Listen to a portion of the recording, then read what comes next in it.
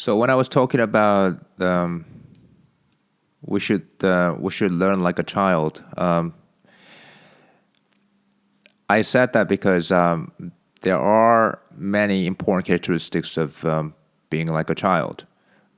So if you compare a child and an adult in terms of learning a language, it is very apparent that the children are superior in learning another language or acquiring one. So I'm going to compare some of the characteristics of children and adults when it comes to learning another language. So first, let's start with the children. So children in general, they are irresponsible for their actions. So if you're an adult language learner, you should be like that as well sometimes. I mean, I'm not saying like you have to abandon your responsibilities for your job or your family, but sometimes you just have to just stay away from that. The fixed idea. I'm responsible for this and that. You want to stay away from that for a while when it comes to learning another language. Okay, so you can be more free. Another characteristic of children is that they are not really fixating on the consequences of their actions and behavior. So what I mean by that is they are open-minded. Yeah, they're open-minded to different various approaches to life, and they don't care about their the consequence of their actions, and they don't really care about the after effects of their mistakes or anything like that. They don't observe their behavior. They are unable to step back and watch out for their mistakes. So they are mindless, very carefree. So we need to be able to switch to that mental state as an adult when it comes to learning. Of course, why? Because growing up, we've been scolded for not taking responsibility for our action, and that actually prevents us from trying something new and fear for trying something new. So we need to be more, I guess, careless. Not all the time, like being mindful. Being mindful is good in certain occasions, not all the occasions. So you need to find the sweet spot between the being conservative and liberal, so to speak. And children are less logical and analytic in speech and writing because they're not really sure of the syntax of the language. They are still learning. So we need to take on that as well as an adult. We need to take that approach when it comes. We should be really. I think I mentioned this before in an earlier episode that you should be really comfortable or you should be able to tolerate the level of ambiguity when you try to understand another language or when you try to understand other people speaking to you in another language. Although you only understand like 50% of what they say, you're okay. You're okay with that. At least you're positive about it. You're all right. And I think another very important aspect of being like a child, yeah, is having. They have very strong resistance to very boring activities, such that they will stop doing it.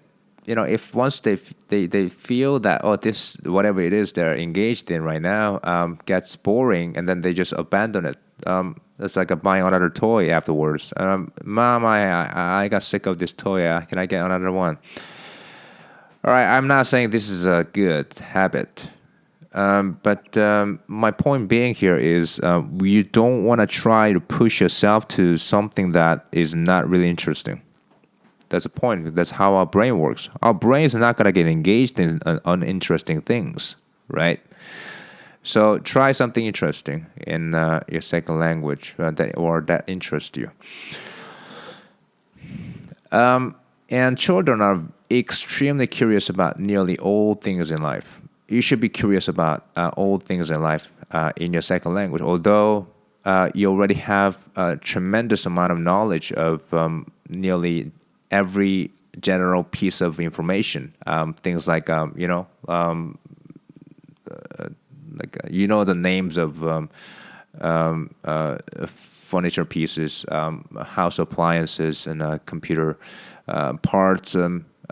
You already know what they called and their names and titles of movies and whatever in your first language. But you don't know in your second language what they are called. So you have to relearn. Well, I wouldn't say relearn. You have to learn the new names of things in your second language. And you feel like you're starting all over again. It's boring stuff, just learning names of things or what they're called, right? But if you have the very strong desire, urge to communicate those things to another person in your second language who speak the language that you're trying to learn, then then you will have the desire because you like to communicate these ideas, right? So having a strong desire, will urge you to learn the most basic things in life. Now I'm gonna turn to some of the main characteristics of an adult. So we like to reflect on things we have done, so that we believe that way we can learn our lessons from the past, and that we learn from our mistakes. Yeah, some other times we kind of backfire on our learning.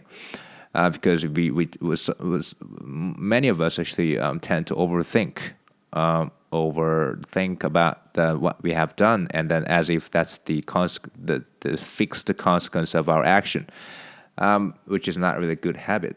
But self-reflection can play a very important role in terms of reviewing vocabulary in your second language. Maybe a day went by, and then you like to sit at your desk and review some of the vocabulary that you heard for that day from your friends who speak the language you're trying to learn. So in that way, it's really helpful. But if the self-reflection leads you to think conservatively in learning, then it's not really good. We tend to, I guess it really depends on the individual, but we tend to organize things. We have this natural proclivity towards organization of things. Of course, some people are not really organized, yeah, but I think we are better at this than children. So organizing information can be advantageous in language learning as well. But if you find yourself organizing all the time, that's really counterproductive. So do it in moderation. Logical analysis. Well, unlike children, our mind is more logical. But if you stick to logic all the time, it's boring. So boredom leads you to stop doing the thing. I guess that don't be over logical. Next up is we prefer the stable things. We like stability, certainty, predictability, familiarity, and repeated regular actions. So we like to make sure that things will happen. Things we are planning at the moment will be happening. We like to have the sense of stability, familiarity, and predictability. So that we make sure what we try to do here, right, in all that is we like to make sure that we are surviving. Our survival is guaranteed. So we want to feel safe. But children most of the children, I guess, under the protection of their parents, and then they don't really have to think about survival. They are relaxed about this kind of thing. Food are around on the table. Your dad makes money for you, provides everything for you. So when it comes to learning another language, it seems psychologically speaking, I think the mental stability is really important. You should be able to think from the place where your mind is calm and peaceful, so that you're ready to receive information of different kind. And another aspect of being an adult is we value discipline, self-restraint, and principles, which I believe is really good qualities. We all should have certain degree of a discipline and logical mind, self-reflection, and morality, and self-restraint, discipline. But too much of anything is really good. Isn't really good for you, and that applies for the second language acquisition. You don't want to discipline yourself too much. You don't want to restrain yourself too much. You don't want to impose a lot of principles on your learning experiences, because right now, what you're trying to do, you haven't figured out how you learn yourself in the best possible way. So if you haven't learned about how you learn at your best, then we are at the stage where I would call it the experimental stage. You're trying to learn about how you learn, the way you learn, so that you can be best possible self. So we are in that stage. We're trying to figure it out. We haven't mastered anything, right? So it would be fool to impose a lot of disciplines and self-restraints and restrictions and principles on yourself when we are at this stage. We're trying to figure it out. We need to make mistakes. We need to free flowing. We need to go with the flow. As you learn more about yourself, how you learn things, and you can maybe adjust, maybe to come up with adjustments, I guess, modify your way of learning a little by little, and then you'll come to a conclusion saying that, well, this is my way of learning, and these are my disciplines, but that's years later, right? That will come to you years later. If you're an average person, never thought out, what would be the best way for me to learn things. If you haven't thought about that, then you're in this infant stage, right? So until that point, you should keep trying to figure out the best way for you to learn another language or things in general. Okay. And another difference we have here compared to children is that we constantly seeking moral high ground and self-validation and social acceptance. So when you're learning a second language, like I said before, I mean, in early episodes, I emphasized that you have to put yourself in this mental state that I call the vacuum state.